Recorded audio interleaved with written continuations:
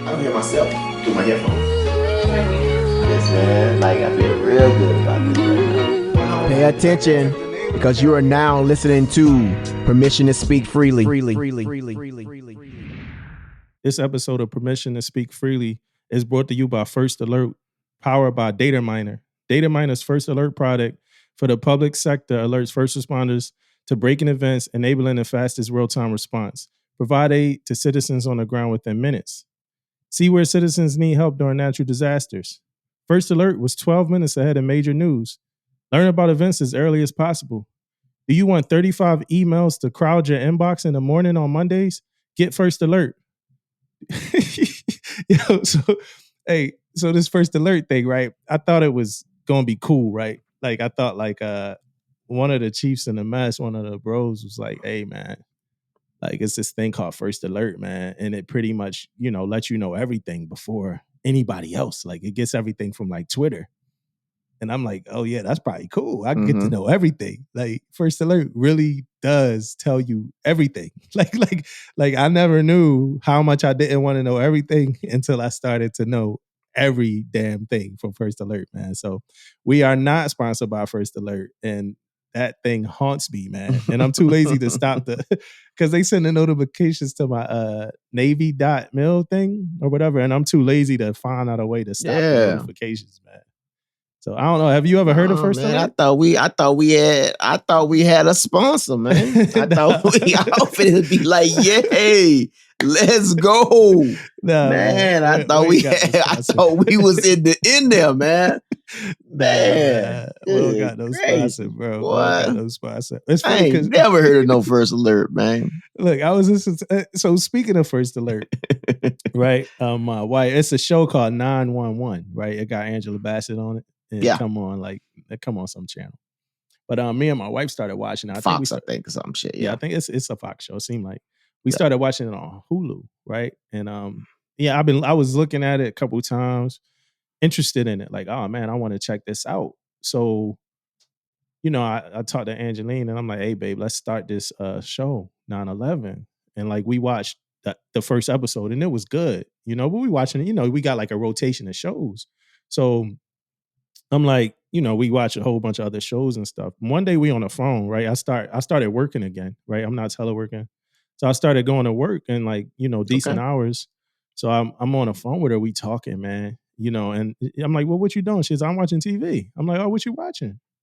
You know what I'm saying? She ain't say nothing. Like it's just the kind of conversation changed to something else, so I get home and I'm talking to her, just again, another like fly by night conversation. And I'm like, well, what's going on? And she watching something. And it was somebody I like on there, like Jennifer Love Hewitt. I was like, oh man, that's my girl, Jennifer Love Hewitt. I was like, what you watching? She ain't say nothing. So I was like, hey, babe, like, is it weird? Like you acting like you can't tell me what you watching or something, right? She was like, I'm gonna be honest with you. I'm like, what's up? She's like, I'm watching 9/11. I was like, she's like, I'm watching 911. She thought I was going to flip, and I ain't really say nothing, but I was upset, dude. Like, we not really upset. I keep telling her I was upset. I wasn't upset, but I was tight, man. Like she did this to me before. You feel a certain type of way. Did that ever happen to you? I learned that the hard way too. Yeah, man. But no, it actually, it has happened before. And it both ways though, me and her, right?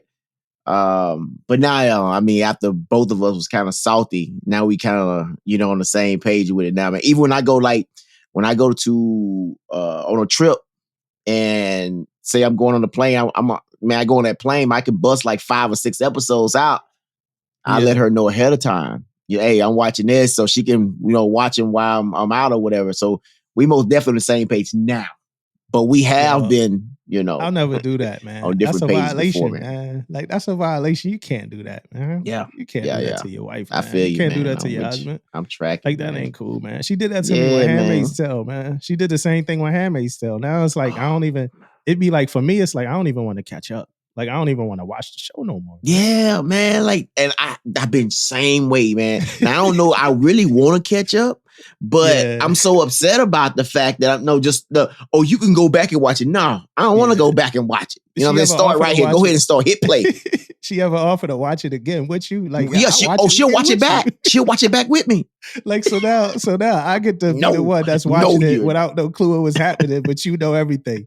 And then you ain't really gonna be focused on it when we watched it, back together. Like, ain't focused on nothing, man. This ain't an experience as a married couple. You know what I'm saying? So that's how she got me, man. Yeah. It's funny though, because good news. I got some good news for we probably, we working to have a kid at some point soon. So the good news now is if we do have a kid, I got 21 days of leave. I got 21 days of leave now, vice 14. Did you see the NAVADMIN? That thing is 03722. Uncharged leave. Yeah, man. We finally, the secondary caregivers finally starting to catch a break, man. You know what I'm saying? So I think that's a, I think that's a good secondary caregivers, man. Yeah, I think that's a good thing. Yeah, man, it's most definitely a good thing, man. Like, and 21 days, it's still, I think eventually it's probably gonna be more and get pushed out a little bit more, man. But it's kind of, it just make you think, man. And I'm not surprised. I'm gonna tell you this: if we push this secondary caregiver thing like we push other things in the Navy, we'll probably get more days than this. I'm here to tell you right now, man, because I don't know if you know or you feeling the same way I'm feeling. Once something hits, the upper level of things that's happening, like in the military or any kind of chain of command, normally it's some change there. Yeah. We just not hitting this caregiver, secondary caregiver thing hard enough. But I think eventually it's gonna get a little bit better, man, when it comes to this stuff, man, because hey, I know how I felt like when I had my kids, man, on how I wanted to be there every freaking second, how I wanted to do this every freaking second, but no, you're taking your ass back to work, player. You know what I mean? So, I understand the feeling behind this, and I think it should be more than 21 days. And I can't put a number on how many days it should be. It's never, but it most definitely should be more than 21 days. Yeah. Yeah, I feel you, man. I feel you. Yeah, man. But hey, 21 is better than 14. So yeah. What was you getting? Most like definitely 7? A good thing, regardless. You was getting like 7 when you was getting like 7? Because it just became 14 days. Man, let me tell you, like, man. recently. To be To be, I can't even remember what I'm gonna tell you what I remember, man, about the days. Tell you the truth, I remember just taking leave. And I'm here to tell you, man, I don't even remember the days. Like, I think it was like 7 days or something like that. But I think I took more days because I actually took leave. So because I think family was there. Maybe some was the reason why I took more days than that or whatever. And I ain't even worried about it after that because I was my son was born in Japan, so it was kind of crazy over there, man, on things that was going on. So I just took leave and then being forward deployed, you always on the go. So I wasn't even thinking about trying to take the secondary leave because I was just time you get back to work over there, man. It's go and the ship always gone. So I took my leave, went back on board the ship, and that was like the end of it. Done. Yeah. I don't even remember even taking that leave, to tell you the truth. Yeah. And then, bro, man. She was on season 2, episode 6, man.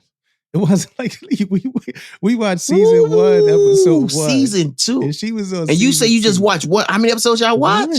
One episode. And this so you watch. I went to work one day. It was the first day back at work. She was on season 2, episode 6, man.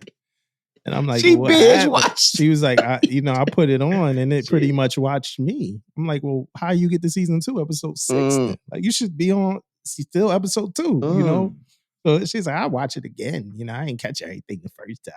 But hey, so I got no. I got an update. I got an update for people that get their news from us and us only, right? First off, if you do get your news from us and us only, you should stop. That's nasty, man.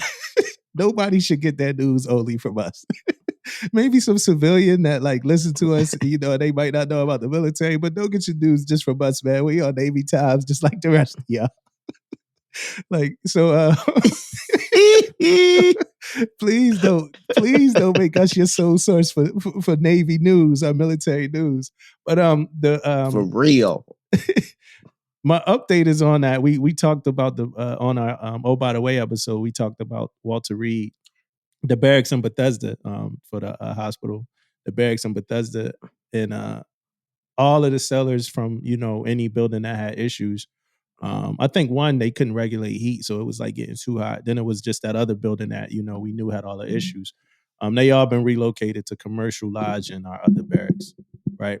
And then also, I believe that we're going to, like the Navy period, we're going to be reviewing all the barracks across the nation, so we don't run into this kind of problem again. So it's been like a valiant effort for like from everybody that I've kind of talked to and came across, because I'm in that region. So the CMCs, everybody that got anything to do, with everything, they've been going out there working, man. My CMC, man, he was working out there the next day from like 7 a.m. to like 2300 at night. You know what I mean? That next day after the news broke, so I mean, just kudos to everybody that's out there making things happen. That's the kind of response that we need to have. I mean, unfortunately, we wish we never had these things happen, but it's good to have that kind of response when these things do happen. So shout out to everybody that's out there. Most definitely, man. And for the sailors that's out there, man, we all, feel a certain type of way about that. But not necessarily that situation, but any situation, man, let's make sure we're speaking up, making our voices heard. That's how we get results. That's how people hear you. So most definitely don't let your voice go on deaf ears, man. Keep pushing until you get the results you think you should have, or someone tell you, the right thing if you are wrong. I mean, but a closed mouth don't get fed. I know you guys heard that before. So make sure we speaking up, man, and bringing this to light. Yeah. On any situation. Sure. Yeah, for sure, man. We have to, man. That's the only way we get things done. Yeah. Surveys and all that stuff that I know sometimes it's like just survey overload, man. But some of those surveys, they really do matter. They really do help. I tell you one thing, man. I'll give you an example about give you a quick example about surveys, man. Since when you bring that up, as I was in Japan, man, and we was getting cola, and this was back. I was a first class, man. I was getting $1,600 cola in Japan, right? And that's where you get cola for your dependents and all that stuff. And I'm getting that separately. I'm talking about nice chunk of cheese over, and it was back in like 2000, what was it? 2012, maybe. Was it 2012? No. Before that, 07. I think it was like 07, man. So they put out a survey, came out about like, the survey came out for people to write down and talk about if they should receive this much cola, because they want to take they didn't want to be giving out all that cola. So when no one filling out these surveys, like nobody, end up that cola started dropping, man. And I'm glad I was getting ready to leave, man. But that cola started dropping. It dropped to like 1,000, and I don't know what it is now, man. But I heard it's like really, really low in Japan now. I heard Hawaii cola now is higher than Japan's. Yeah. So, man, I'm telling you, if them surveys come out, I encourage you to get your ass on there and start filling them out, and probably get some extra motherfuckers to fill it out too. That's why them people be moving in the closet size apartments out there now, man, because they can't afford that. That's crazy, man. On the ship. Hey, so we talked for the last couple podcasts about how we wanted to talk about Sergeant First Class Alwyn C. Cashe, and how we did talk about Sergeant First Class Alwyn C. Cashe, but it never made it into an episode. Yeah. So, I want us to set off, the way we normally set off with our hero of the week, or the way we have set off our hero of the week. So our hero of the week this week is Sergeant First Class Alwyn C. Cashe. So if you're listening and you never heard this before, please bear with me as I try to read his official citation to perfection. Probably gonna mess up and make a mistake, but please bear with me. So Sergeant First Class Alwyn C. Cashe is our hero of the week.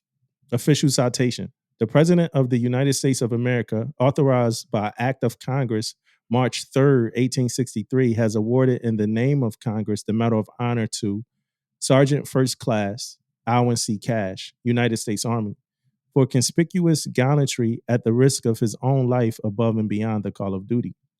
Sergeant First Class Alwyn C. Cashe distinguished himself by acts of gallantry above and beyond the call of duty while serving as platoon sergeant for Company A, 1st Battalion, 15th Infantry Regiment, 3rd Brigade, 3rd Infantry Division in Salah ad-Din Providence, Iraq on October 17th, 2005. While on a nighttime mounted patrol near an enemy-laden village, the Brady fighting vehicle with Sergeant First Class Cashe was attacked by enemy small arms fire and an improvised explosive device which disabled the vehicle and engulfed it in flames. After extracting himself from the vehicle, Sergeant First Class Cashe set about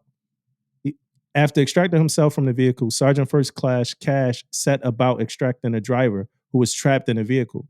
After opening the driver's hatch, Sergeant First Class Cashe and a fellow soldier extracted the driver who was engulfed in flames.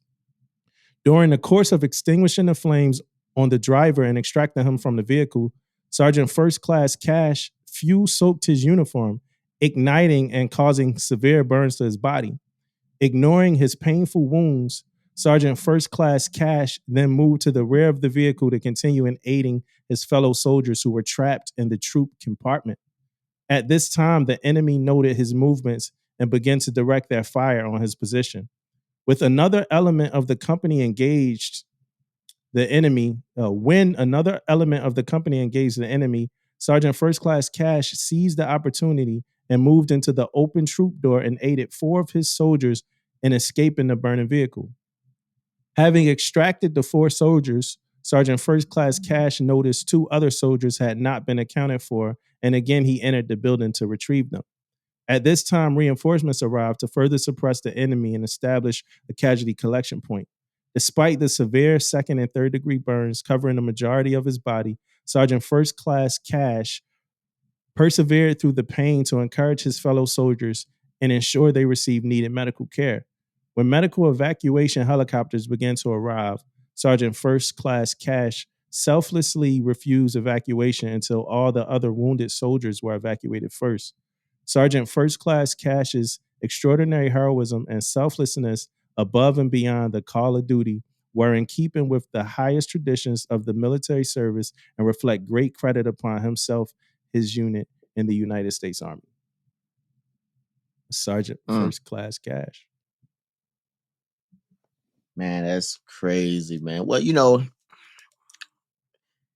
the citation speaks for itself, so I don't have to say too much about it. You guys just got to listen to it, right? But what I will say this, man, when someone tells me and say to me, lead by example, that was it, right? That was it. It wasn't no talking going on. It was all action in that right there. It was all action, man. Like, no matter the cost, life's on the line, and he did what he thought, was right. And that's going in there and save as many lives that he could save. And we say this, but man, that's a true hero right there, man. I mean, for anybody he saved and brung back, I wish we could talk to them.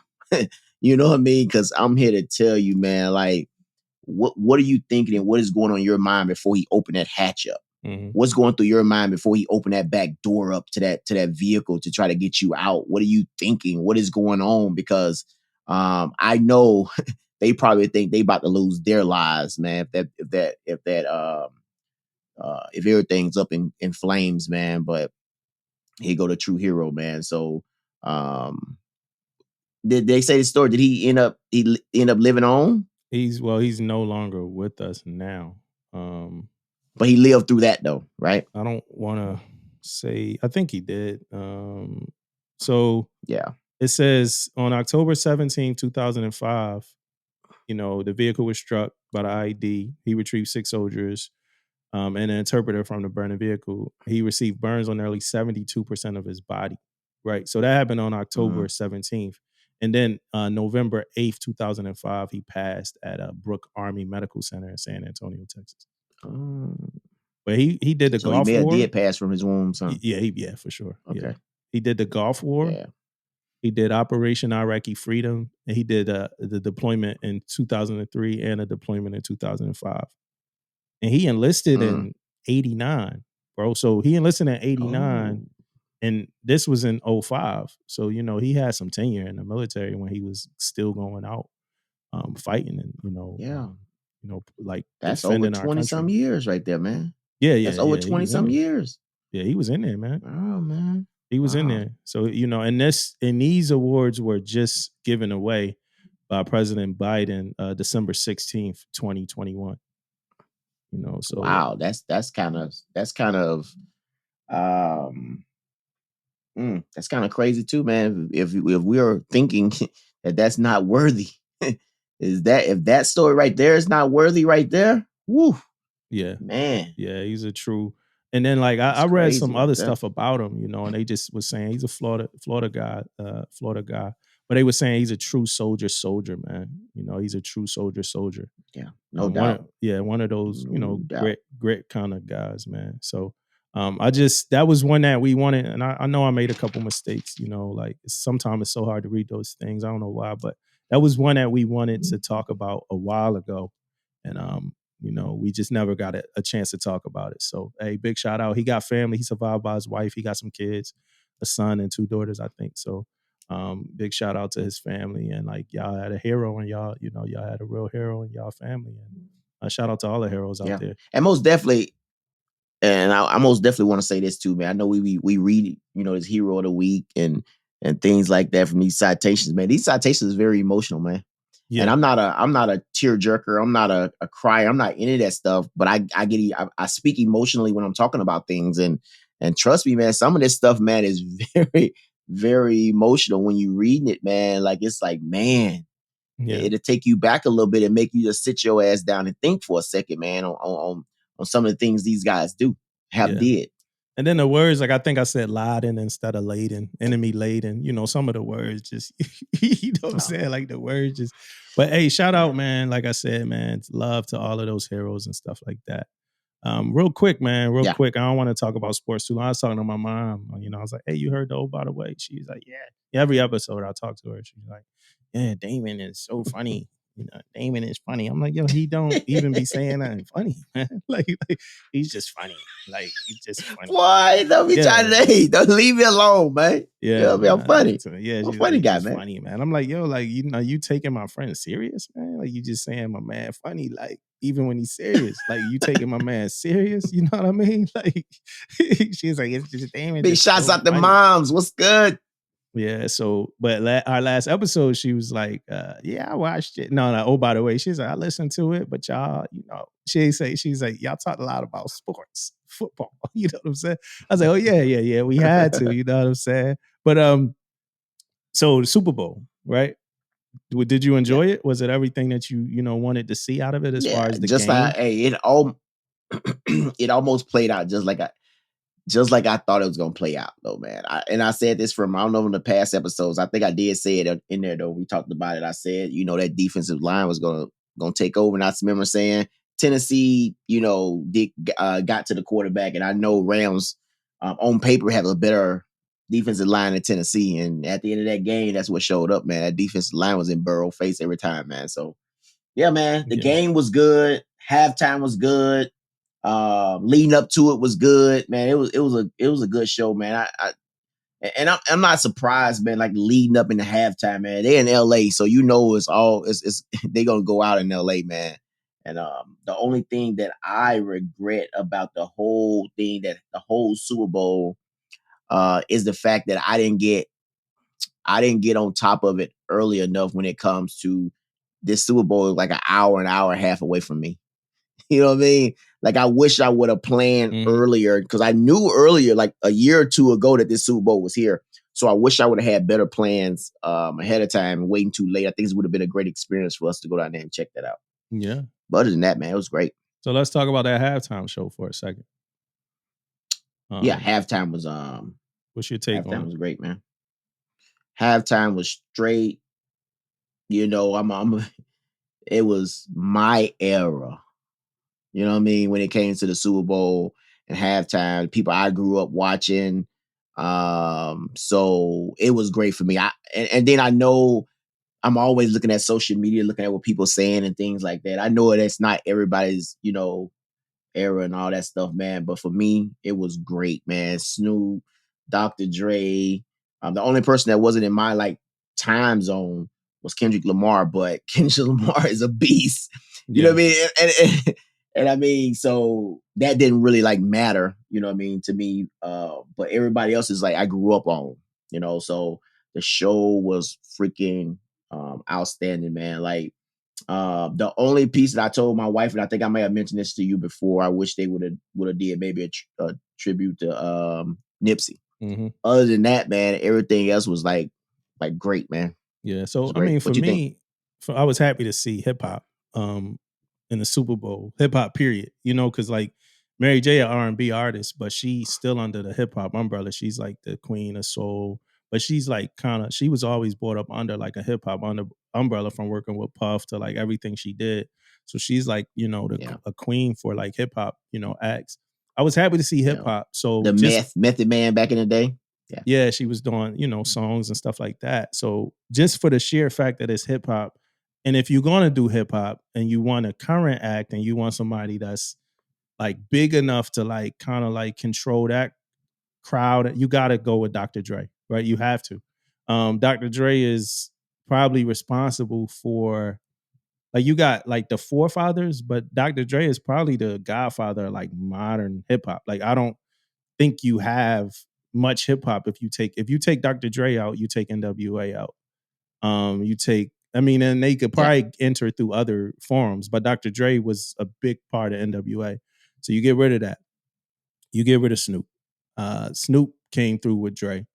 You get rid of 50. You get rid of M. You get rid of Kendrick. That's almost every era of hip hop having like one of the artists on top. So it could have easily went from like Snoop being on top to Dre coming back with his 01 album to Eminem having a run to mid Eminem run. You got 50 Cent having a run, and then somewhere you got Kendrick down there, right? And none of these artists were like the third is like the number 3 artists of their era. Like they always like either the number 1 or number 2 artists, and each of them at some point was the number 1, arguably the number 1 artist of their time that they have had an era. So that's the first part. So I hats off for all of that. I had things I didn't like. It's a few things. Oh, then I got to see Anderson. Anderson .Paak was there. Anderson .Paak was there. Man, I knew his dude. Dude, I knew I knew that was him from the beginning, though. Yeah, I was telling her, I said, that's the dude that was on that's for Silk Sonic with my boy right there. I pointed him out off rip, man. So big shots. It was good to see. Yeah, it was good to see Addison there. I had a couple issues. Let's start with Snoop and Dre. They started out good. It started out real good. The set was really good, like amazing. Good. First, I was like, damn, like, do the people at the Super Bowl get a good show because of the way the set is? And sometimes people inside, but you're gonna just have to watch it from the teleprompters, and they hip hop artists, so they not about to have a parade out there and stuff like that. They rappers pretty much, and they even dance more than I thought that they would dance. They had some fun with it, stuff like that. So the set was good. Dre and Snoop was good. Dre sounded great. Snoop sounded great. Snoop looked great. Snoop crip walked at the Super Bowl, which was probably like a memorable moment already, iconic moment. Snoop Dogg cripping at the Super Bowl at whatever age he was. That was iconic. Mary wasn't the start of my issues, but none of the other issues like before Mary are like noteworthy. And I love Mary. But the TV tracks, I think for Mary, for me, gave away that like a lot of the singing was like lip singing. And I wouldn't expect like Mary to not lip sync through that performance because it's a Super Bowl performance and you got to move around and do some stuff. But it was super obvious that she was lip syncing. Like some of those notes were like too good. And they call TV tracks the ones that they do for a performance. So I had an issue with that. I ain't like that. Yeah. I love the fact that she did No More Drama. I love that she did that. That's like her having like the iconic moment. And like that's our girl, man. Mary J is our I'm like that's just like I love seeing Mary J up there. Like she lived her life in front of us. 50 came out, you know what I'm saying? And you know, they had 50 come out upside down, man. That took a lot of steam out of 50. You know what I'm saying? But it was still good. I liked it. I like seeing 50 heavy. I like seeing 50 with weight on him. 50 living, man. You know what I'm saying? He got a great woman that he been with for a couple years. He got a young son that he raised, and he got like 6, 7 TV. He got like 5 TV shows that's out released. He got like 3 more TV shows in production. He working on movies. 50 ain't in the gym every day like he used to be. You know what I'm saying? Yeah, man. And let me, you know what, man? Like I was watching today on Nick. You know, Nick Cannon got it. Nick Cannon was jabbing him today. Yeah. Right? On Nick Cannon little TV show, he was jabbing him today or whatever the case may be. But he said he had love for 50 and all that. You know what I mean? But at the same time, he was throwing little jabs because the social media was throwing their little jabs at him or whatever. But let me tell you, let me tell you, man. I don't know. Like right now, man, I don't know. I ain't talking about from like a music standpoint, but I don't think nobody's bigger than 50 right now. You talking know about what I mean? like like not necessarily from a 50s, huh? TV wise? From all the stuff he's doing. You know what I mean? On all the stuff he's doing right now, man. I don't know if anybody that's doing more than 50 probably right Kanye. now. Kanye probably doing more than 50. Kanye doing more than Kanye is probably the most like known. He got a Netflix series right now out. I mean, a documentary. Yeah. Right now. That's actually really good. He got the Gap. I'm actually wearing a Gap hoodie from Kanye right now. That's closed. That's Netflix. He on like 3 songs. He on like the new Pusha T song. And then all this news about his stem player is out because he's not dropping his album on streaming services. It's going straight to his stem player. So that's like some brand new. Yeah. And then he all over the news for like his sloppiness, the way he handling like his divorce, of course. Yeah, Kim. Yeah. So I think he's like probably the most known talked about person. Yeah. Like right now. Yeah. I mean, I can't argue with that. Yeah, I think he probably the most known talked about person. Yeah. But But like, all right, so 50, right? So he was a little out of breath after he got, on his, because he actually had to pull himself down. Like he put his arms up and then he pulled his legs down, already heavier, right? So that was, when they did in the club before, that probably was staged, and that's a music video. He did all this stuff real time, and just even seeing him still do that, like it's a lot of people that can't do that. You know what I'm saying? And then on top of that, he had the 6-pack. He had, like, I look at life now, like, man, if you had it before, you had it. And some people never had it. Yeah, man. You know what I'm saying? Like, I just, like, it's a beautiful, like, for me, watching all of them, no matter if I thought it was the best halftime show or if I didn't, it's a beautiful thing watching all of them, knowing what I saw Mary go through, knowing what we saw Snoop go through, knowing where we saw 50 come from, knowing where we saw M come from. To like just watching them grow in front of us, because hip hop is still it's a young sport. I don't want to halftime talk us out, but I do want to say Kendrick, man. Kendrick is a perfectionist, man. Kendrick, whenever I see Kendrick, it seems like he practiced whatever he had to do. He kind of like remind me of Bruno Mars when it comes to like, they don't make like mistakes. You know what I mean? Like, I think his words got jumbled when he was rapping for a little bit, but that's, if you know the song, you know the song. And he had to change some of the lyrics and stuff like that for the NFL. But when he came out, if you go back and watch that halftime show again, because there's a few people that I saw actually talk about like Kendrick wasn't for them because he's like not their generation. But if you watch that halftime show again, the way the cameras and everything start to like move around with Kendrick, it's different than everybody else's. Like it's just different. That's what I was gonna say. Man. Kendrick whole thing was different from everybody else's. You know what I mean? Even like Eminem came out. I thought I wouldn't really see, but Eminem kind of just simple. In a way, he kind of fell back and just being a hip hop guy. Yeah. You know what I mean? With Drake and all those guys. He really didn't, you know what I mean? He was just part of the act. Yeah. You know what I mean? He just rapped. He just did some rap. Kendrick had dances. Kendrick even like made some new stuff up that we never heard before, like at the Super Bowl. Like that's bold. You know what I mean? So now, do you think that has anything to do with him got an album coming out soon? He got an album coming out. I know. That's what I'm saying. You think they let him do a little bit more, let him have his shine because he got an album coming out?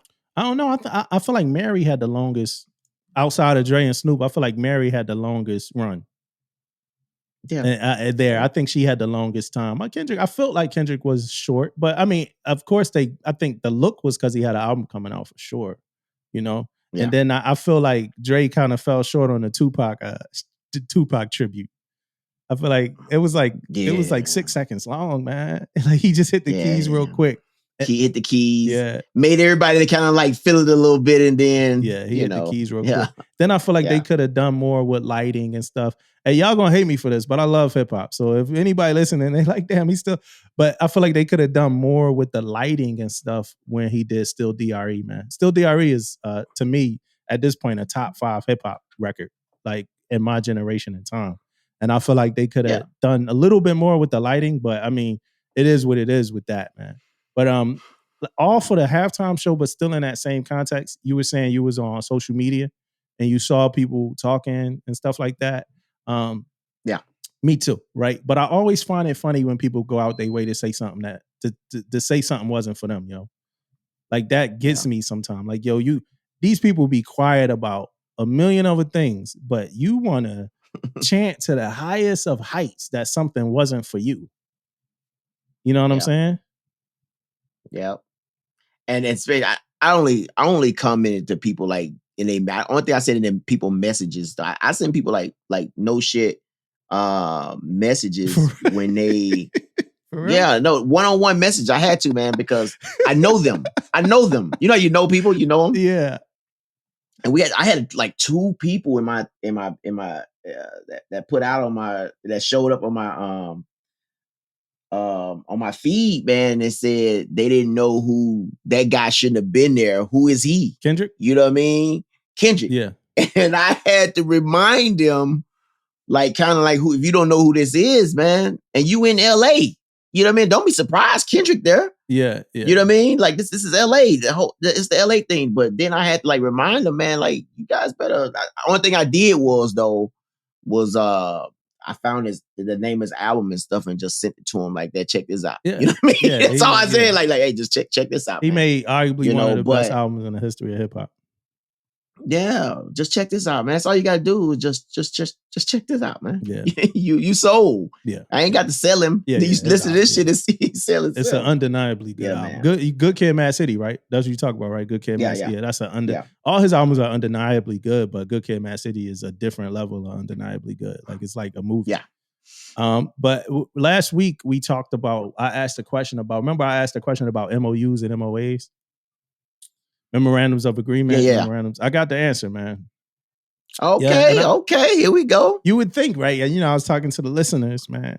So you would think, I got the call, one of the listeners who knew, eager to hit me, like, hey, I got the answer. It ain't somebody I know. No, it ain't happened like that.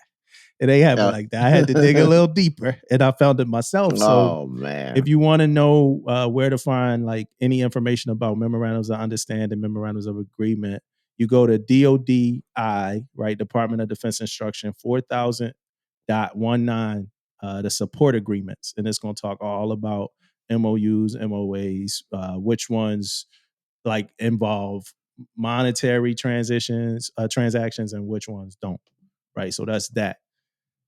All right. It's time to get into it, man. It's time to get into it. Yeah, man. Got all that out the way. Yeah. It's time to get into it. These plank standards, man. Yeah, man. What's up? The Prims too, man. You talked about it. You spoke. The people answered, man. Prims too. The people. Hey, I'll tell you, man. Hey, we always on top of the game, man. We brung it up. The people. They made it happen, man. But it's out. It's out, man. It's on the streets, man. If you guys haven't took a look at it, you can find the exact standards. I know a NAVADMIN came out, but you can find the exacts under the guides, right? I think it's the PRT guides. You can find the exacts, man. Got the new numbers there for everything, based off of our trial period we had last year. So what you think, man? What's up with these numbers, man? What you think? You look yours up yet? How old are you? Let's look up yours. How old are you? I got what's your age bracket? No, what's your bracket? Just give me the bracket. You 40, bracket. 44, right? 40, 44? 40, 44 bracket? Yeah. On the high side? Yeah. Hey, everybody out there, do I look like I should be in that bracket? I want to throw it out there. On the high man. side of 40, 44. So, so what you trying to get? What you try to get? You try to get an outstanding? Oh, dude, I'm high, low, hey, medium? so I'm gonna tell you right now, man. This is to me that I feel like I can anytime go down there and pop out 200 with no 2 minutes with no sweat. So that's probably what I'm gonna do. I'm probably gonna keep it 2 minutes and just keep it right there, man. Every time. All right, so 2 minutes will get you a good. That's it? Good, no. Yeah, 2 minutes. For my age 40, bracket, it's a good? Yeah, 2 minutes to get you between a good medium and a good high. Ooh, what get me an excellent? Like I gotta at least get an excellent. Man. Excellent. 2 minutes. 205. Excellent medium is 2 minutes and 37 seconds. Yeah, I probably have to work around excellent. that, man. That's crazy. I gotta get at least an excellent. You know, they said they like looked at the results of the.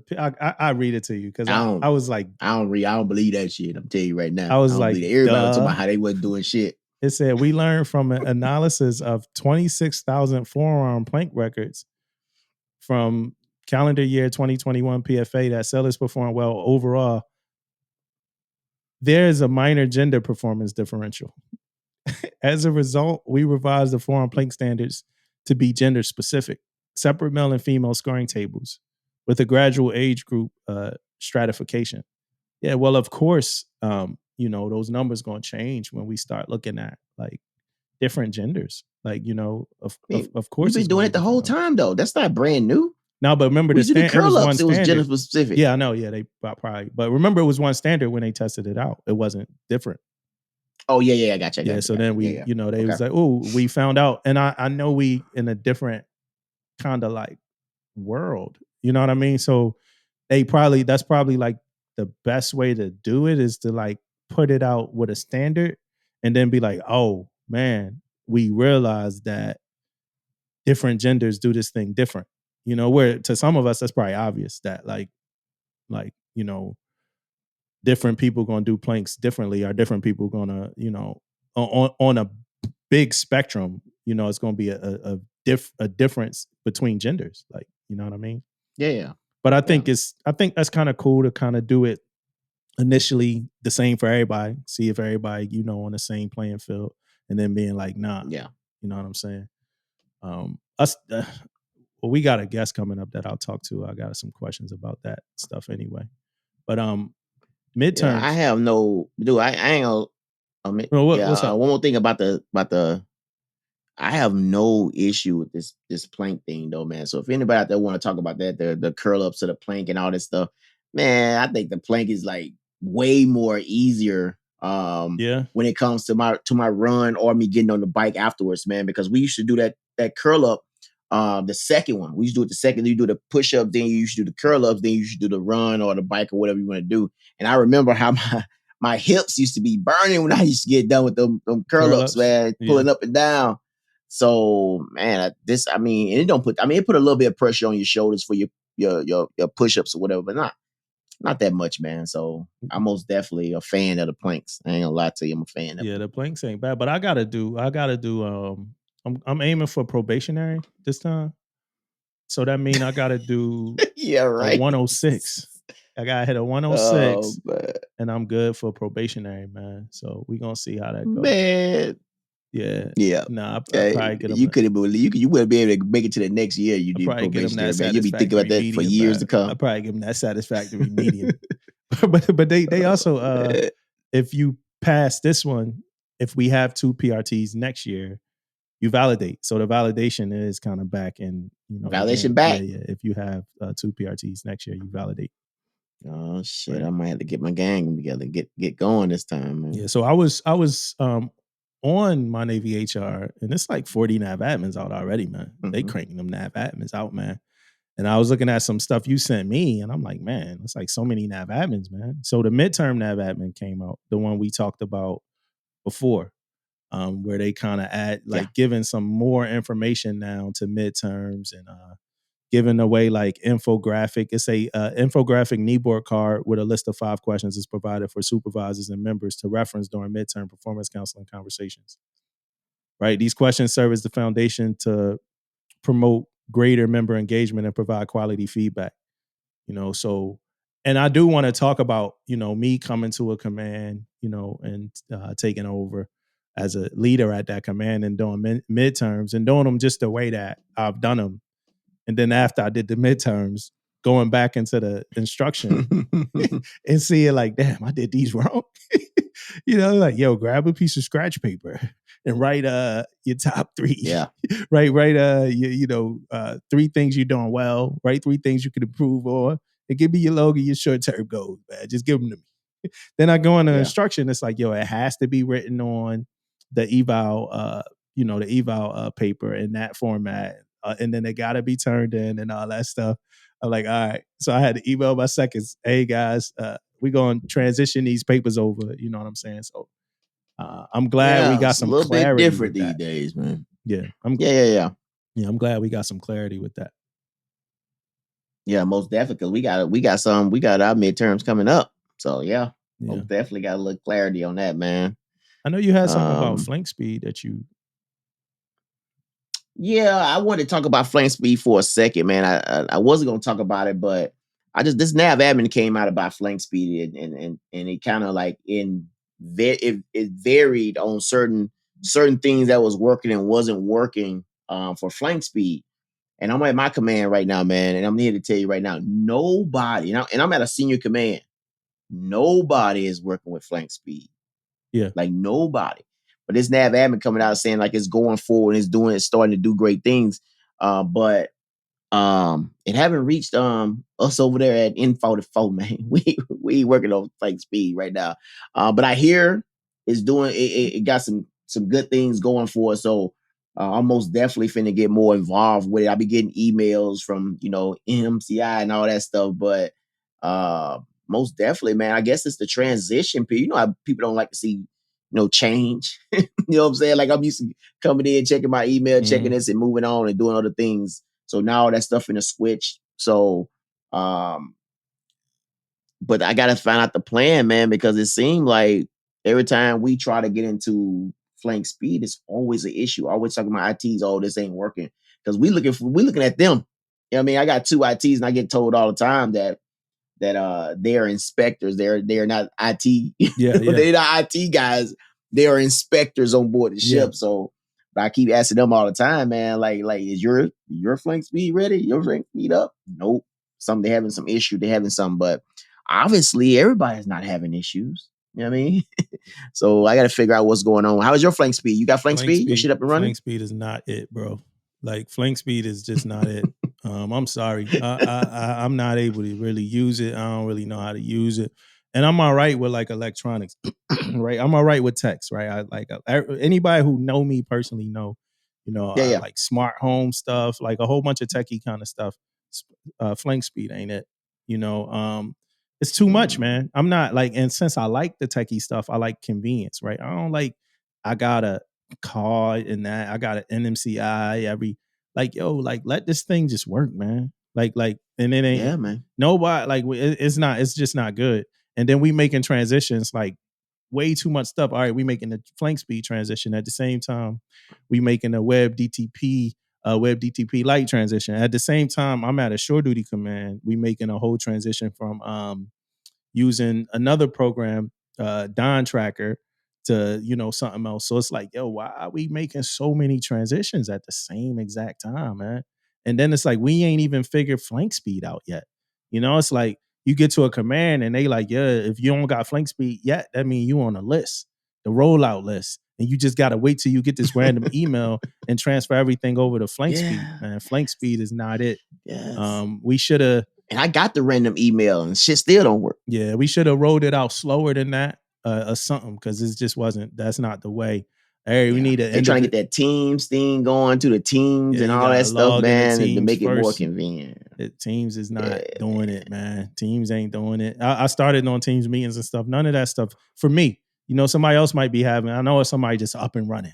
You know what I'm saying? Like my boy in the office, he just up and running. You know what I'm saying? He just good. I'm like, yo, you good? He's like, yeah, I had to hit up NMCI. I'm good. I'm up and running, man. Like me, I'm like still lagging, man. Yeah. It's still like one of those things I heard you talk about before, man, about like, it just still seemed like with all the money and all that stuff we got, it's just still seemed like we behind on a lot of stuff, man. We behind, man. You know what I mean? Just seemed like this is just not convenient Nah, yeah, You know what I mean? Enough. And I know it's some techs out there that can make shit way more easy than what we have to do to get through shit, man. Yeah, we behind. I'm ready. We need to be like on some Minority Report stuff, man. Like, we America's military, we need to be able to just pull stuff with our hands and stuff like that. Like, we behind, man. Oh, bro. I just had a symposium yesterday, right? So check this out, man. Like these guys got VRs now, man. Mm-hmm. For aviation guys or using VRs. Dude, they coming out with VRs for a watertight door, man. Like they got a little bitty model watertight door about this big, man. They put that VR on and put it in front of the door, and they can take the sections out of that freaking door. And then a video is showing you how to do the maintenance. Yeah. They do the same thing for the gas turbine. Somebody want to do maintenance on a gas turbine. Dude, they up there freaking taking out parts of it from the VR, showing them how to do it. Yeah. And the biggest thing I wanted to tell you about this crazy stuff, man, is tag outs. Bro, they got tag outs, man. They hit it. You say you want to tag out that valve, and it does it for you off your diagram. It that's does what I've been saying we needed. Somebody was listening to me. Yeah, man. It was crazy how this dude, like, man, this dude finna make dude came there, he the CEO or some blah, blah, blah. And he finna make billions of dollars off the Navy. Yeah, it's pretty much, it's coming. It's already like, he's already he made it 20 years ago. Yeah.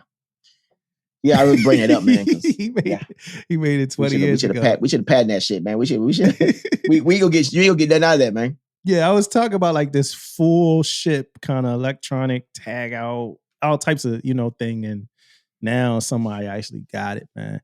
And while we getting this stuff, man, let's get that stressometer working, man. Let's get, like, for everybody that's a part of expanded operational stress control that know what I'm talking about, let's get that stressometer, going, man. Don't tell me to have my program up and running by January 1st and one of the key components got a janky backstory. You know what I'm saying? Like, let's get the stressometer up and running. They just sent out an email about the stressometer. So if you don't know what I'm talking about, we have a program. It's called Expanded Operational Stress Control. And it's, I'm not going to break it down right now, but in my opinion, it's like from the ground level of helping sellers. Hey, you kind of faded a little bit. You said it was called what? What was the name of the program? Expanded Operational Stress Control. And I think it's like a ground level program, to help sellers be more resilient from like self help all the way through peer help, all the way up to like outside resources, right? So I'm one of the leads for that. And like, as we were rolling out, when me and when me and my assistant was trying to get the program installed onto the ship, we found out that at our command, we found out that it wasn't going to be compatible. And then with the change to Flankspeed, it like still wasn't. So if we like had a way to make it work, it would only work until we transitioned over to Flankspeed. Then it wouldn't work again. So now a message finally came out, talking about this. Let's get this thing. And this stressometer is supposed to be the thing. Like that's like the thing to determine the stress. Like that, it's like supposed to be like this computer-based program where like a seller could get on and do like a short survey, and you could tell how stressed out that seller is. And you can make it for like a division, you can make it for a command, any kind of way you want it. And then you report, that stuff to your commanding officer, like, hey, looking at the stressometer, I got this. So for me, that's a key component of the thing. Like that's your proof. And that's messed up. Like, but y'all wanted me to have this thing inculcated into my command by January 1st. Inculcated, right? So if somebody don't know what inculcated is, that's built into the culture of the command. You know what I'm saying? We went to school in October. So we went to school in October, and then we had the Thanksgiving break or whatever you got from that. And then the holiday break. We might have went to school in September, but still, Halloween. But you had a bunch of different stuff, and then y'all expect somebody to have this program up and running, but the damn stressometer don't work. The thing you need. like you know what I'm saying? It's like, hey, we got to help all these people. We got to help all these people, with their fevers, but you don't got no damn thermometer. You know what I'm saying? I want you to say that word again, man. What's the name of it? Get into the command? Inculcate, man. I read it. First time I've ever heard it was when I read it, man.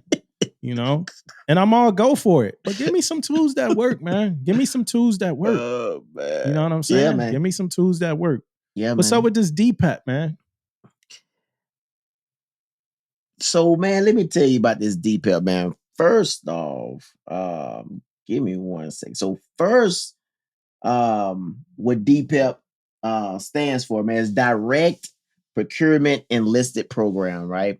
Now, with that being said, I have not found I found like bits and pieces of this program. So I would love for a recruiter to hit us up, man, and talk a little bit more about the DPEP program. But I'm bringing this up because I had a sailor, and look, I thought the sailor was telling me a good one, man. Like I ain't gonna lie. And he's not a sailor now. He's about to come back into the Navy.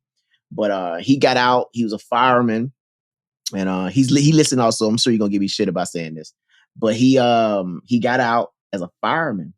So he gets out, do great things, man. Got a master's degree and all type of stuff like that, right? So he hit me up out of the blue, and he stays not too far from me. And we supposed to been linking up on how many times before, we just never worked out of us getting together. So he hit me up out of the blue. So I'm thinking, oh man, we about to, he about to hit me up, about to link up and do, whatever. But he telling me, he said, man, I'm coming back into the Navy. Yeah. I was like, damn. Because it's been a minute. I don't know, anywhere between 7 and 10 years, probably, he been out the Navy. So I'm like, man, you coming back in? Okay. Man, that sounds good, like a good plan. He said, I said, what rate you gonna be? You'll still be a DC man. He was like, nah, man, I'm gonna be a IS. Oh shit. I'm like, oh shit, man, that's great. That's different from what you did DC before, to though. But I IS? said that's great. But then on top of that, he said he's gonna be a IS-1. So I don't know if you guys heard me before. I said he got out the Navy as a fireman, and he's going back into the Navy as a IS-1. So in my mind, I'm thinking, this guy, I don't know about this one. You know what I mean? Or whatever the case may be. So, I know one of the guys at my job used to be a recruiter. So I asked them about it. Then he told me this was the program. So then I looked at bits and pieces of this program. I guess you can take what you did. You can get out, take what you did before that. You can go back in something that's close to what you got a degree in and all this type of stuff. Now, with that being said, I'm not crazy familiar with the program. That's why I was thinking about having a recruiter. And the only reason why I want the recruiter to hit us up about this is because knowledge is power. How many sailors got out of the Navy and then did they GI Bill, got some type of degree, and if they wanted to come back in the Navy with, more rank or whatever or do something they wanted to do or whatever the case may be. And I feel like I want to get that out there to people, man, because that's crazy from a fireman and getting out, then come back in as an IS-1, man. That's a whole new level of the game, man. And probably could be an officer right after that if you already got a master's degree. You know what I mean? So there's so many windows can open up.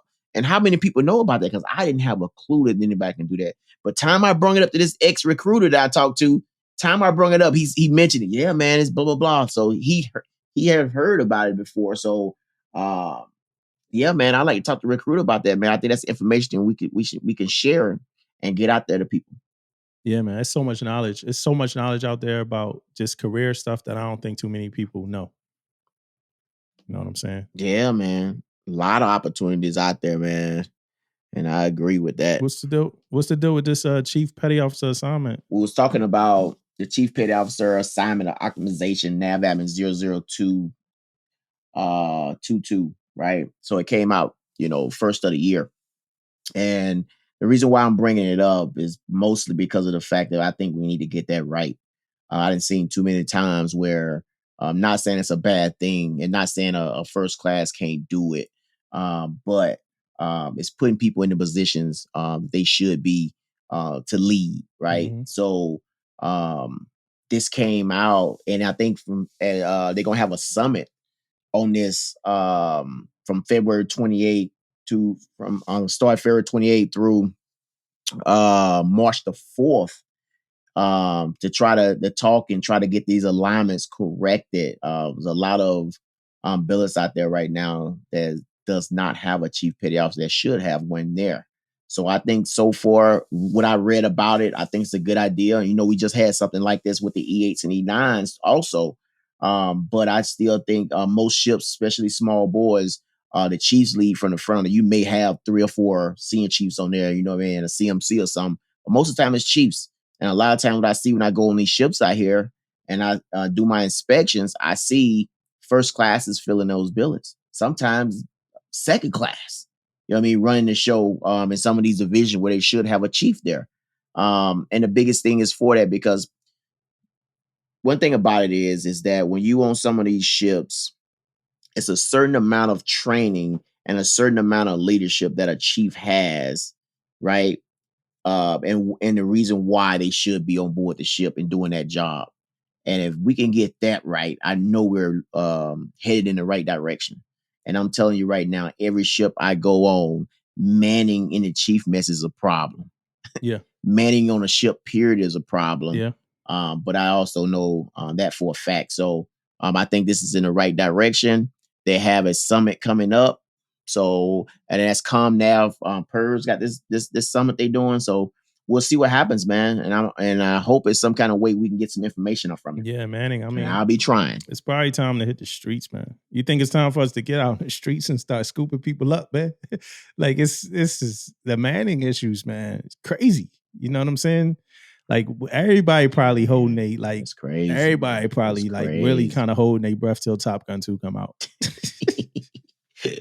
You know, man, I tell you this though, man, about this Manning thing, man. Like, I have never, and I'm speaking from what I'm seeing, man. Like, we're most definitely trying to either wait something out, trying to get to them 20 years. No one wants to go back to sea. Man, it's crazy out here, man, on how the game is being played, man. Yeah. Right? Hey, if you want to retire, it's certainly the time you have to do, man. You got to go out there and get it, man. Tom Cruise. Period. You know what I'm saying? You got to go out there and earn it, Hey, man. Tom Cruise. We need people, Tom Cruise. Like I had one of my good friends, you know, he just made Master Chief, man. He just say this thing all the time, man. He just say, stop hiding in the bushes. Yeah. You know what I mean? So stop hiding in the bushes and get out there and fight, man. That's all I'm gonna say, man. Stop hiding. But man. we just need I know some people people out there got legitimate issues. I mean, we need legitimate people, problems, legitimate whatever. I got it. It happens. We know. Yeah. You know, but plan the system though. Let's go, man. Let's get out. It's just a lot of realignment, man. We need people. We need Tom Cruise. It's time. It's time. It's time. Put the jacket back on, man. Hop up in that jet, man. Put this movie out, man. Come on, Maverick. Let's Top Gun go. 2 Maverick. We need some people, man. Come on, man. Once Maverick come out, man, you already know what time it is, man. People gonna be joining left and right, we need man. People, come on, Tom. So I got a thing, right? Because I really hate talking about COVID, but I want to ask you about it, right? And I don't want to jinx us, but and what if we learn, right? So I don't want to jinx COVID, but I think we at the end of this whole thing. And if we are at the end of this whole thing, what if we learn? And I'm not really talking about even as an organization. I'm talking about you. So for instance, me, I learned that this digital world that we kind of moving toward, the metaverse and stuff like that, it's super essential. You know, it's going to be super essential. And COVID might have been the launch pad for it, like for the necessity for that. Like, so that's the biggest kind of thing. But I think COVID, it brought people together for a minute. As far as families, it kind of like broke some families up too, with, the people that passed and stuff like that. I don't want to jinx it and I don't want to stay on it too long, but it's looking like it might be done soon. And if so, man, what you think, you learn. One of the biggest things I learned, man, and from being in the military, that this thing ain't gonna stop, man. I mean, military is too big, man. I'm not talking about from a family standpoint. I'm just talking about from a military standpoint. It's gonna keep going, man. It's gonna go. The military is gonna keep rolling, man. No matter what happens. we might sit on the sideline for a second or two, but we was doing inspections during COVID.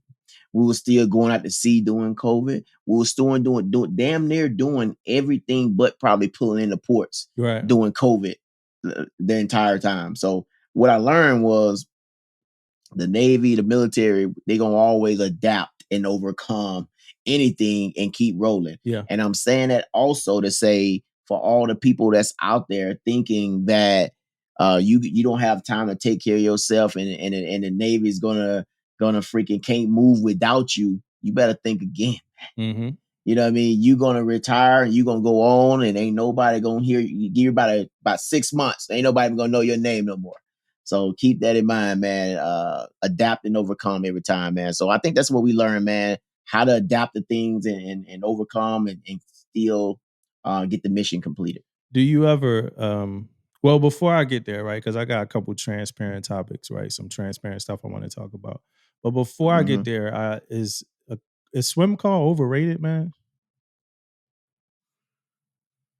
Yeah, it's way overrated in my view. I'm sure it's not for everybody. For me, I don't care about that. Man, they call swim call, man. I'm going to take a nap. Yeah. You know what I mean? I ain't studying. I ain't jumping out there. What they telling me, oh yeah, we got the gunner out there just in case it's a shark. Man, I don't want to hear that shit, man. They ever told you it's to shoot you? Say that shark been and ate me. They ever told you it's to shoot you? Ate me. Anybody ever told you that? That shoot me? You? Yeah, it ain't to shoot the shark. It's to shoot you. Ain't nobody ever tell you that? Oh, I ain't never heard that. That's the kind of stuff they used to tell me, man, when I was a junior seller, man. That's the kind of stuff they used to tell me, man. Oh, man. You know what I'm saying? Like, it's like a shark could come through real quick, man. Take your arm off, bro. You know, like they might not even be able to shoot it, you know, but you're not gonna have an arm no more, man. like it's just a rough time, man. Like swim call. So I mean, I can't really swim, so I can't see myself swimming in the open ocean. But for the people that have done swim call, my question is swim call overrated? Is it worth the hype? Is it as cool as everybody thinks it is? You tell me. You know what I'm saying? I'll take somebody watch. I'm gonna say so they could go swim. You know what, man? I will speak for the people. And I'm gonna tell you right now, I don't think it's overrated. And a couple of reasons why I don't think it's overrated. One, most of the time when they do a swim call, we be out to sea for a minute, right? Most of the time we've been out for a minute. I already know where you go. We go out to sea, and man, once the captain go over there one MC and say his swim call, oh my goodness, man. You're right. People asking me to take their watch. Yeah, I'm take their watch so they can go swim call. First thing I think about when they tell me to take their watch, I'm thinking, what you mean? You don't think I can swim or something? That's first thing I be thinking about. And then I go actually take their watch for them, man, because you know they all pumped up and ready to go, man. So I let them go out there and enjoy. So I don't know if it's overrated or not, man. During that time period, because of you've been out to sea, you ain't doing shit, you're bored, and you want to do something different. That's why I don't think it's overrated. So you saying it's kind of like when you ever saw the movie Sleepers? You probably never saw Sleepers, did you? No? So these kids, right? Great movie, man. De Niro, Brad Pitt, like a whole bunch of good actors. But these kids, they go to jail. They kill like a hot dog stand man or whatever. They go to jail. And when they go to jail, they get abused by the prison guards. Honestly, man, if you never saw Sleepers, that's a good movie to watch tonight, bro. It's like one of the best movies that I've ever seen, right? But they get abused by these prison guards, right? And but it's like they getting like sexually abused, physically abused, all types of stuff. But they get this one opportunity to play football, right, with them. And they like, hey, football is like, and they got this one player that he could play, right? It's actually the dude that had sex with Eminem girl on 8 Mile or whatever. Like, I forgot his name. But if you ever saw 8 Mile, the dude that was having sex with Eminem girl who he caught is that dude. But he was younger. But like he could play football. He was nice. And it's a crazy scene because the juveniles or whatever, because they in juvie jail, they trashing the guards. They like, you know, and the guards like, yo, and the guards saying stuff like, yo, I'm going to kill you for that. You know what I mean? And it's like real, like, you know what I'm saying? It's like real talk. I don't want to get into it because I think you should watch the movie. It's a great movie. But it was like that only moment of relief. You know, they like, we playing football. We know they going to destroy us after this, right? And it ain't even, it's a serious, like they going to destroy us. They going to rape us, beat us, like real bad stuff. But we about to bust their ass on this football field today. We're going to give it all we got. And I'm wondering if like that's kind of what you say at swim call is like Yeah, yo, deployment exactly, to beat us down man. so much. We about to get out here and just dive off the side of the ship. Dive off this boat. Hey, so yep, that's what's happening. Quick man. question. Do you ever miss the grind, man? Yep. So I remember being a young sailor, you know, on my way up, saying things like, I'm more than an electrician. You know, I'm not just an electrician. You know, I'm more than that. I'm a lead. I'm not just an electrician. You know, now sometimes I'd be like, yo, man, I'm just an electrician, yo. like I'm just an electrician, man. I'm not that, man. I'm just an electrician, man. Hey, man. Give me a light bulb. That's just like put me in front of That's control. like my boy said, man, I be asking him to fix our computers and shit at work. Man, I said, man, can you come look at this program? It ain't working or something. He said, man, I'm an inspector. Yeah, inspector. that's what made me think of that. Like, it'll be kind of the same way. But yeah, man. But do I miss the grind of being on the ship?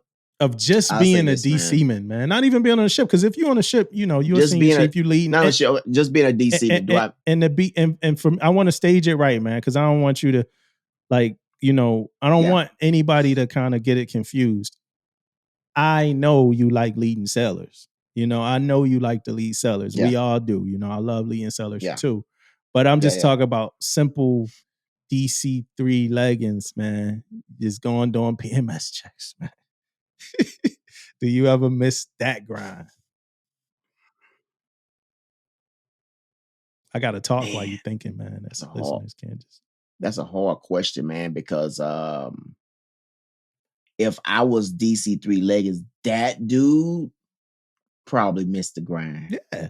That dude. The grind, man. But I'm not that dude no more, right? So it like but I will say, man, I will say yes, I missed that grind. I missed that grind because I was learning so much back then. That's why I kind of, you know, you want to do some new things so you can learn new things and it kind of like helps you motivate you and all that stuff.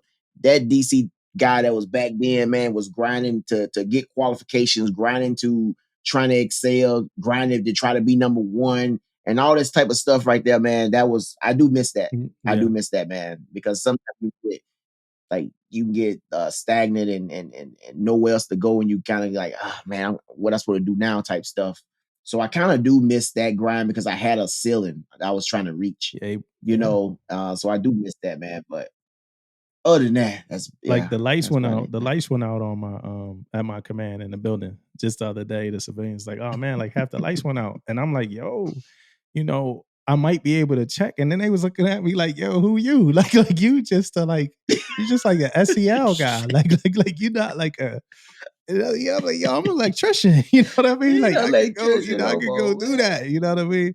So sometimes I do, you know, sometimes I do miss it. And I know I'll never be in the capacity of EM3 McCullough ever again. You know, probably a deployment, like working on controller with my EM1s or whoever I got with me. But I'll never be just EM like in that, you know, position. But I do, you know, and when I was in that position, I was the little engine that could. I'm more than an electrician. I'm a leader. I'm this, that. You know what I'm saying? Now sometimes I be like, yo, I'm just man. Like I'm just a light bulb changer. I fix controllers every now and then. Hey, so leave me alone. I want to be serious about something. Moment of truth. And I don't know how deep into this story I'm gonna get. I know we kind of just been kind of hitting certain topics today, but when you turn over a division, right?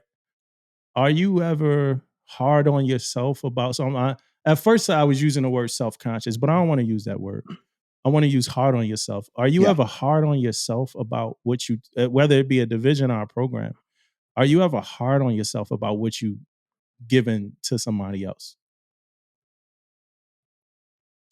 I tell you what, man. I used to be, and then I found out, man, that regardless, somebody gonna have something wrong with your shit and still gonna talk shit about something, right? Regardless. So you know the change I made to myself, man, was to ask questions, man. I try to make them feel a certain type of way during a turnover. Hey man, do you have anything else before I turn this over? And I even throw it out there and say, hey man, hey man, if you want to talk about the program, let's talk about it now. If you want to talk shit about it, let's talk about it now, because you know what I mean. I say things like that to say that for them to look through it, man, and ask the right questions and stuff like that, because I'm finna turn this over to you. Yeah. You know what I mean? So whatever I need to fix or whatever you need me to do, let me go ahead and do that. Don't talk shit behind my back type deal. I don't say it per se like that, but that's what I try to get out. But in the beginning, I'll tell you this, man. I used to spit. I knew I was turning over a program. What program I was turning over before? I turned over a CFL program before at ATG. And you know, it's a lot stuff you're supposed to keep on file and things like that, man. I remember going to school while I was at ATG. I went to school and I said, man, you know what, man, I'm gonna keep this stuff legit. Everything I'm finna print out, have it like that. So when I turn this over. But one thing about the CFL program, and everybody who out there been CFL and know about it, it's an easy program to maintain. Yeah. You know what I mean? Like it's straightforward. You can maintain all this stuff. And I remember turning all this stuff over and giving it to everybody. And then I remember the next cycle when it was over with, this guy was telling me, say, hey man, you missed one of your cycles. A different guy, not the CFA that I turned over to. He said you was missing, like, say, for example, like 2013. So you were missing 2013. Mm-hmm. And you're supposed to keep it for 5 years, or I think it's 5 years or something like that. You're supposed to keep it a certain number of years. And I said, nah, not me. I got every folder, everything, the whole thing. I got it. So me, guess what I go do? I go approach the dude. I said, hey man, so you missing? I ain't say that. I just asked him. I said, what are you missing anything from the CFL program that we turned over? And he said, yeah, man, I'm missing this, blah, blah, blah. I said, nah, man. I said, this is what I told him. I said, I gave him, instead of 5 years, I gave him 4 folders. And I said, 2 of them in the same folder. You know, and I got it separated in there, you know what I mean, like slashed off or whatever's in there. And I said, go take, you take a look.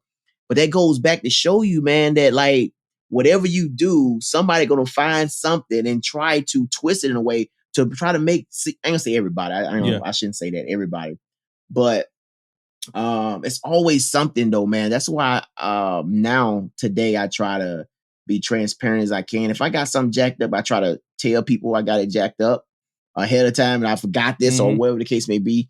But I really do, it really do affects me if turn over a jacked up program, man. I never want to turn over something.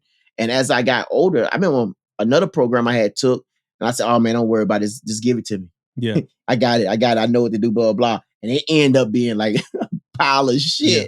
You know what I mean? So I don't want that to happen to me, turn nothing over there like that. So yeah, man, it's a big deal, man. You most definitely don't want to look like shit in the eyes of anybody, I hope. You know what I mean? Some people just don't care what nobody says. But when it's your program, something you didn't deal with years of putting in work on it, you most definitely don't want to leave it, worse than what it was. Yeah, man. I'm one of those people that care. So I bridge all this all the way back to when I was a second, and I might have been a first, but I think I was still a second. And I went back to visit my first command, and one of the thirds there, I guess he took over, works in a soup, and we had a new first. And I was on my way out when I was there for 5 years. I was on my way out when the new first, came, and he chilled out, like he didn't kind of take too much of the reins yet, because he saw like that I was at that time like kind of like a strong second who kind of had a division going a certain way. But he probably was taking mental notes of different things that was messed up, different things he already was seeing that he wanted to fix and change, right? Yeah. So I remember going back to visit the ship, and my third was like, hey man, how come you never had, and this my boy and my friend, still my friend to the day, I love him. But he was like, how come you never had like us doing PMS on these? How come these was never on the LGLs or whatever, right? Or the EGLs at that time. And it was like, and it was like everything I knew for works in a soup was something that I learned from somebody else. You know what I'm saying? So, I wasn't really, and that's not a knock on them, because that probably was something that they learned from somebody else. So whatever equipment we wasn't doing maintenance on, I didn't know we had to do it. My whole understanding of works in a soup came from these books that already been made and created that I just kind of took over, and we was doing, whatever we was doing with the program. I learned it as I went, but it like what he said though, and that was my response. I'm like, dude, I don't know. Like I just was doing what I was kind of taught, managing the thing, and I think that came from it being built up in him that I was like good. And then like with me leaving this first class, finding some things, this first class doing his job great and finding some things that was messed up. So that probably really disappointed him. So when he saw me, he like, hey, how come we wasn't never? He said it in a joking manner, but it affected me. I'm like, damn, like, I don't know. And it affected me, and it made me like not ever want, that to happen again. Now let's fast forward. So I recently had to reach out to the division from the ship that I just left. I recently had to reach out about some admin stuff that needed to get done. So I had to reach out to the chief and the divo there. And I know everything, everything is never perfect when you new somewhere and stuff like that. You got to focus. But man, I was like, man, I got to read. Me and Chief was talking all the time, but I'm like, I know he probably like fully seated and found some things that he could fix. And I started thinking so much about like all the stuff that he probably found that was messed up, and I started to forget how much stuff that I came into, that was messed up that I had to fix, that, it took a lot of time to work on. And I was being really hard on myself, man. And I almost didn't even want to talk about this on here. Yeah. But the biggest thing for me, right? So I know he probably found a lot of things messed up, but the biggest thing for me that was the most important, and it kind of got to do with you because you could probably understand my struggle, but it was the kill cards, right? So as an EM, you get the isolation list. You got to isolate, the spaces. And I never had a chance to finish the kill cards, right? I did it for the main spaces, and this might be too technical stuff for some civilians, but I'm going to talk about this for a second. But I did it for the main spaces, but I never got to do it around a ship. I even tried my own self to walk around a ship and, do it myself, like walk space to space. I'm going down sonar, like all types of stuff myself. We had like 3 runs of this. So, remember the ship got commissioned in like July or something, right? June, July. And then I got to the ship later that year, like December. But the period before the commissioning time was probably the perfect time to go around and make the isolation list and the kill cards, right? And I think they did it, but somehow that information didn't transition over to the computer or something like that. So by the time I got to the ship, we didn't have kill cards, right? So, I'm like, all right, we need kill cards. That's like, no shit, this is what we need to do and get done as kill cards. But then, when I go in SCAD, I'm like, oh man, we need to add this, and this. So we walking around the ship multiple times, scaling the ship, adding multiple pieces of equipment. Boom, you get a 3M inspection. Boom, you got a depermanent ship. Boom, you got this, you got this, you got this. And I'm like, damn, I still haven't done these kill cards. And and you've been there where y'all like, oh, we got isolated space. I'm like, all right, give me this space. I'm gonna go around and I'm gonna do the isolation list. Or me staying at night, going through the main space myself, kind of documenting everything like that, right? And so we get to come around down, damn near down time for deployment. And I'm like, all right, when we get on deployment, because I know already after deployment, I'm pretty much almost going to be at a point where I'm turning over. And I care a lot about this turnover. And I don't expect nothing to happen like a miscarriage or nothing that takes me off the ship my last couple of weeks, prior to turnover. So I'm like, I could do the kill cards on deployment. That's like going to be our time to, relax and be able to get things done like that, right? So I realized that during no other time is way too much going on. But yo, bro, if you think about it, I think half the crew was probably damn near burned out by deployment. You know what I'm saying? By the time we got to deployment. We didn't stop. It was nonstop for us, man. Nonstop. You know what I'm saying? So we get on deployment and then major equipment decide to start breaking. You know what I'm saying? So I just never did the kill cards. And I and I talked to him about it like before we relieved, and he's a really good electrician, and I know he probably doing great things on there. But that always bothered me. So I can't lie, I was a little reluctant. I'm like, man, I got to reach out to him. I know he probably had his work cut out for him. And then I was telling myself today, though, man, I was in Planet Fitness and I was getting in a workout in Planet Fitness. And I was telling myself, I'm like, yo, man, like, I'm thinking about everything that like I didn't turn over, and I'm completely losing it with all the stuff that, the division accomplished, when I got there. So for instance, somebody could come to, a house, that you supposedly built, and like the walls not painted and it ain't no furniture in that house, right? And that's what they're gonna see and notice. Like, damn, the walls ain't painted, ain't no furniture in that house. And they might not know when you came there, it was an empty slab on a work site. You know what I'm saying? So you had to focus on an empty slab on that work site. And then that next person, they focus on the furniture, they focus on the paint.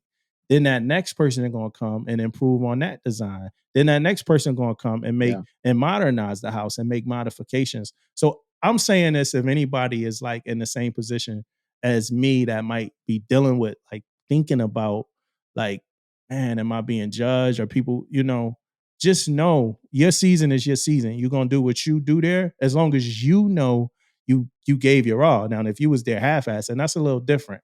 But if you know you left like everything out on that table, don't feel bad about what you wasn't able to do. You got to look back on what you are able to do. And like you said, Damon, understand that the shit you wasn't able to do, I mean, people going, that's what they going to probably say. You know what I mean? It happened to me. It happened to me. And I just did it. When I left, people.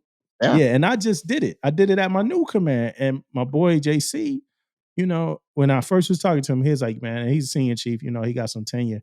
But he was like, man, I stopped doing that a while ago, man. He was like, I just start taking it, making memos for the record, and just moving on, because he's like, it's always going to be something. Somebody might have been focused on this. You know what I'm saying? So when you come, you're not seeing this or whatever. So that kind of made sense. But I just want anybody that's dealing with that, because I had an actual rough couple days, and nobody knows it now, but everybody that listens to the podcast. But I just had a rough couple days thinking about that. Like, damn, and I hope, because I'm texting them and they like was kind of short with like the responses, but they was having issues with connections and stuff like that as well. But I'm like, I'm very hard on myself, bro. like when it comes to stuff like that, I'm super hard on myself when it comes to like self, awareness and stuff like that. So I got a Black History question. Since it's Black History Month, I have a question, and it's not about Black history. So let me fix that. It's a question about history, right? So my question is this: what makes something history to the point that it's taught in the curriculum, right? So I think we was talking about this before, but we did a Black History event for Black History Month just the other day, and they was talking about George Washington Carver. And I'm 35, man, and I went to school over 20 years ago, right? And when I went to school over 20 years ago, you know who that's talking about? George Washington Carver. Over 20 years ago when I went to school. So, and it's peanuts and peanut oil and much more. Like, George Washington Carver was a great person. He should be talked about. But my question is, like, does that information, and it's not just for Black history, just for all history, like, are students like learning about like Steve Jobs in school now? Like, are students learning about like people that's making history like within the last 20 years? Or is it just the 40s, 50s, 60s or whatever? 70s, I don't know, man. That's a freaking excellent question, man. And I think I'm gonna probably start talking to my kids about that more too, man. Because I don't know, man. Like, I mean, you're right though. I mean, how much history can you talk about to get the new history in? Because now you know what I'm saying? Like I'm thinking. What grade you're gonna get the new history in? Yeah. You know what I mean? And of course it's history. Yeah. It's most definitely history. Like, we were learning about Mayans in like high school, right? So that's far back, right? And we spent like, I ain't really paid too much attention in the class, but I think we spent over 3 weeks learning about like Mayans or like Egyptian history. We even learned about like Greek mythology for like months, I think, right? So it's like, if we starting all the way back there, you know what I'm saying? Like, if we started all the way back there, like, how much time, you're going to learn about the Great Depression in your economy class or whatever. But if we starting all the way back there, how much time we got to focus on the 80s, the 90s, shit, the 2000s at this point, to the 2010s at this point, in the 2000s, that's history at this point. Are they learning like that? Like, I don't know. I thought about that with George Washington Carver, because I'm like, yo, why are we like, like, why we talk about George Washington Carver? You know, and I, like I said, a lot of love, a lot of respect for George Washington Carver. I know he got family members, and that's like, you know, some probably like sensitive subject to them. We should always talk about George Washington Carver. But who been making history in the last 30 years? Who is it? If you was to talk about, let me ask you, or any listener, if you was to talk about Black history from the last 30 years, who would you bring up? And besides Obama? Shit, I'm gonna talk about the. I don't know, man. I think right now, freaking George Floyd is like something big that should be talked But about. I mean, like, yeah, but the works But of a not as person, in, like a okay. person's works, not like an event. Okay. I got you. Oh man, right now, shit.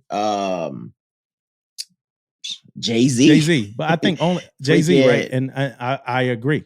I think that might be.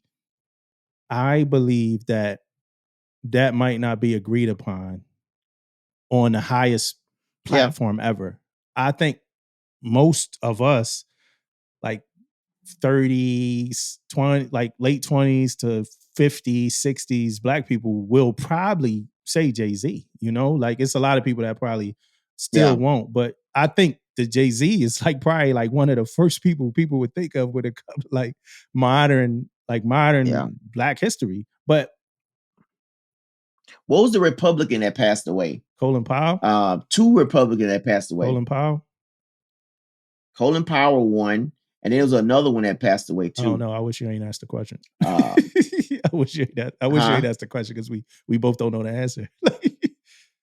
No, yeah. Like we but I think of it. Like we just gonna sit here and think it together. Like, I think of it. Yeah. I think of it coming. But yeah, I mean, you're right though, man. I don't know. Yeah, it's like, I don't know, man. It's like who we going, like I mean, I would say Oprah, right? But that's like the go-to. I think we learned about Oprah when I was in school, elementary school. I think we learned Oprah was probably 6 years off of making Black history. Like we learned about her. We learned about Maya Angelou. We learned about, but it's like, damn, like we still making history, ain't we? like and that ain't just about Black, but that's about all Americans, period. Like we still making history.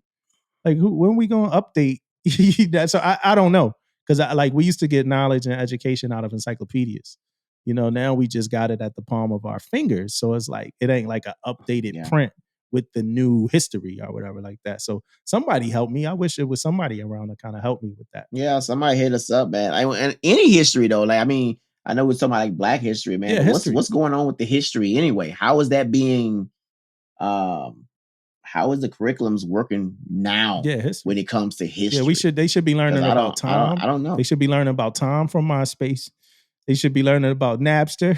They should be learning about LimeWire. Like they should be learning about at this point Elon Musk probably. Like I said, Steve Jobs. You know, that's like this is at this point, this is history, man. You know, I'd even throw Clint Eastwood, and I even throw like a Clint Eastwood in the the hat.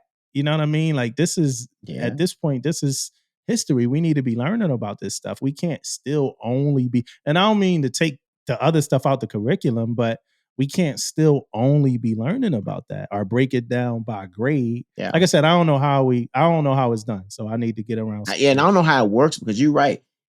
I mean, how are you going to talk about all that shit? What are you going to leave out? What are you going to add? Like it's do you shorten it and add more stuff? Right. I mean, I don't know, man. Like it's the Helen Keller story still like a story that, is important for kids in school.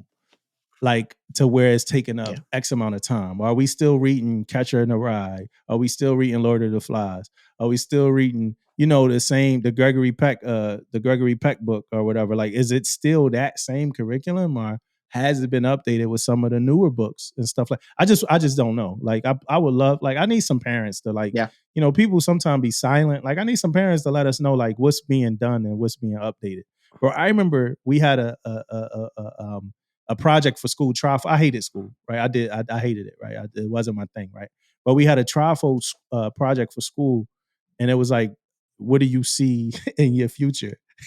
And I put like I grabbed a picture of Megan Good out like a post out like a magazine, and I put her on it, and I took it to class, man. And that was it. That was my project. I failed the project. But that was my project, man. It was a picture of Megan Good, bro. It's like a trifold. So it's like folded up, and then I open it to Megan Good, man. You know, my mom probably came to school that year too, man. It probably was a year she had to come. Oh my It probably was a year goodness, she had to come man. talk to me. That's funny. So books. No, Books. I have a book suggestion. It's called Hook Point: How to Stand Out in a 3-Second World by Brendan Kane. And it's a good book, man. It starts out with just creating a hook point, like letting you understand what a hook point is, creating a hook point, and then it gets all the way up to like pitching things, and then it even gets up to like going on podcasts, doing documentaries, and like marketing yourself. So it starts from the ground level, creating a hook point, then it goes further. It breaks all that stuff down, YouTube analytics. And it's for the content creators that listen to us and stuff. So it breaks all that stuff down. YouTube, Facebook, and how YouTube started embedding into like MySpace, how Instagram started embedding into like Facebook. And if you look, TikTok is kind of embedding in the Instagram. So, and it's just about leveraging that kind of stuff, Netflix, stuff like that. So it's a really good book. If I had to rate it, I'd give it like a 4 out of 5. The part of it that stuck out to me was when they were talking about marketing toothpaste. So it was a time where people didn't use toothpaste, right? Like in America or the world or whatever, right? And they were talking about like how they got people to use toothpaste. And and I always, now when I talk to people, since I learned the story, I always tell people like, yo, we living like we still kind of living off of rules from people that didn't want to use toothpaste, bro. like a lot of the rules that we kind of abide by was dictated by people that walked around with like stink breath and like rotten teeth. You know what I mean? Like things change, and I'm not like downing them, but it's like things change, values change, right? But it was about toothpaste, and it was how they had to market it. They didn't market toothpaste by like the health benefits. They had to market toothpaste as like a courtship kind of thing. Like, yo, if you want to date, and you want, your breath to smell fresh on your date, and you want her to be attracted to you, then use toothpaste.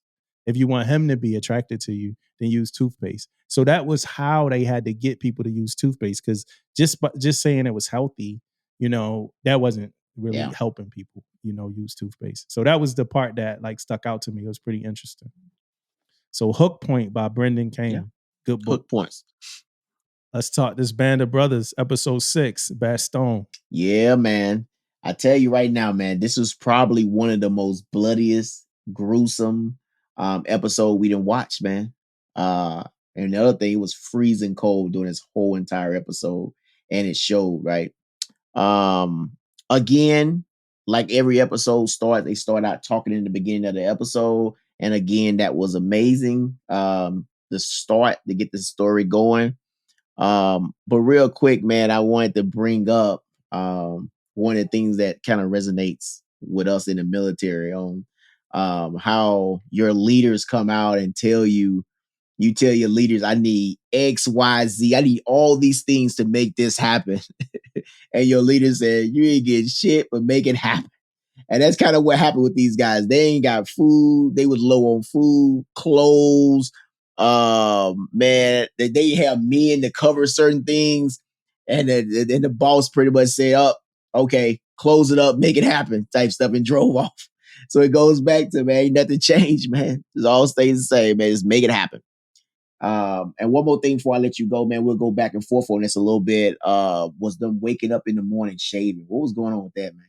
We in the middle of a freaking war. Why should I care about the shaving part, though? The officers was getting up, shaving their faces in the morning, man. And that was crazy, though. Yeah. Hey, so if anybody listening, for full transparency, we gotta go back and forth right now for this review, because we having some issues right now. We having some technical issues. So I'm gonna give a little bit of my thoughts on it. It was freezing, like you said, right? It was freezing. And those some crazy conditions that have to be at war in. You know what I mean? Like, I don't even want to take Saint to the yard to use the bathroom in the cold. So to have to be at war, taking shots and, trying to survive and still trying to find somewhere to rest, that's crazy in that kind of weather. They didn't have food. They didn't have winter clothes. They had little to no ammo. You know, they was told to hold the line and close the gaps. Hold the line, close the gaps. Yeah. It's not going to be any air cover. It's a lot of shit headed this way.